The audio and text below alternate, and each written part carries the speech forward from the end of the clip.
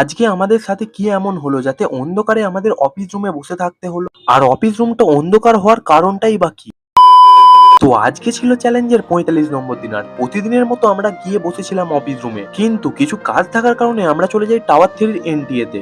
আর সেখানে কাজ ছিল রাউন্ড কলামে ৩০০ অবজেক্ট করে পয়েন্ট দিতে হচ্ছিল, সেইটাই দিচ্ছিলাম। আর এই কাকাটা পয়েন্টের ওপর পেরেক মারছিল, কারণ এর আগেও একবার পয়েন্ট দেওয়া হয়েছিল, কিন্তু পিসিসি হওয়ার কারণে পয়েন্টগুলো সব মুছে গেছে। সেই জন্য আবার পয়েন্ট দিচ্ছিলাম, আর কাকা পেরেক মারছিল যাতে আর মুছে না যায়। আর তারপর আবার চলে এসেছিলাম অফিস রুমে। আর অফিস রুমে কিছুক্ষণ বসার পর কারেন্ট চলে গিয়েছিল। আর কারেন্ট চলে যাওয়ার পর সবাই বাইরে চলে গিয়েছিল, কিন্তু আমরা যাইনি, কারণ বাইরে বেরোলেই কাজ করতে হবে, সেই জন্য। তারপর ২ ঘন্টা অফিসে রেস্ট নেওয়ার পর আমরা চলে যাই টাওয়ার 4-এ। আর টাওয়ার 4-তে কাজ ছিল পিসিসি লেভেল মার্ক। আমাদেরকে পুরো ড্রয়িং দিয়ে দিয়েছিল, আর সেটাই মেশিনে দেখছিলাম কোথায় কতটা উঁচু আর নিচু আছে, আর সেটাকে ড্রয়িং এ নোট করছিলাম। তো ওটা হয়ে গেলে আমরা বাড়ি চলে যাই। তো আজকের ভিডিও এতটাই, ভালো লাগলে লাইক করো, ফলো করো, দেখা হচ্ছে পরের ভিডিওতে।